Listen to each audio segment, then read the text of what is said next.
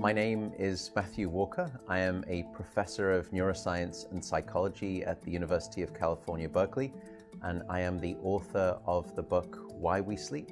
We certainly know that a lack of sleep will actually prevent your brain from being able to initially make new memories.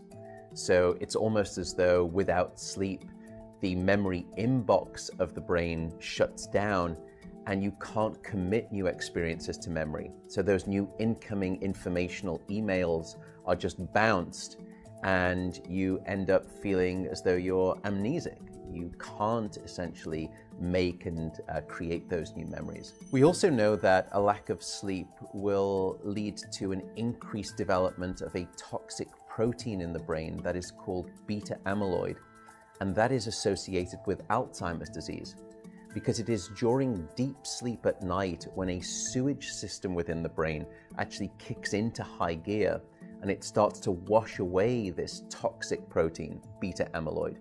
So if you're not getting enough sleep each and every night, more of that Alzheimer's related protein will build up. The more protein that builds up, the greater your risk of going on to develop dementia in later life. What are the effects of sleep deprivation on the body? Well, there are many different effects. Firstly, we know that sleep deprivation affects the reproductive system.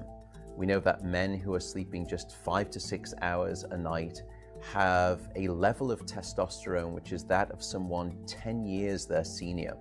So a lack of sleep will age you by almost a decade in terms of that aspect of virility and wellness. We also know that a lack of sleep impacts your immune system. So after just one night of 4 to 5 hours of sleep, there is a 70% reduction in critical anti-cancer fighting immune cells called natural killer cells. And that's the reason that we know that short sleep duration predicts your risk for developing numerous forms of cancer. And that list currently includes cancer of the bowel, cancer of the prostate, as well as cancer of the breast. In fact, the link between a lack of sleep and cancer is now so strong that recently the World Health Organization decided to classify any form of nighttime shift work as a probable carcinogen. So in other words, jobs that may induce cancer because of a disruption of your sleep-wake rhythms. We also know that a lack of sleep impacts your cardiovascular system, because it is during deep sleep at night that you receive this most wonderful form of effectively blood pressure medication. Your heart rate drops, your blood pressure goes down. If you're not getting sufficient sleep, you're not getting that reboot of the cardiovascular system. So your blood pressure rises.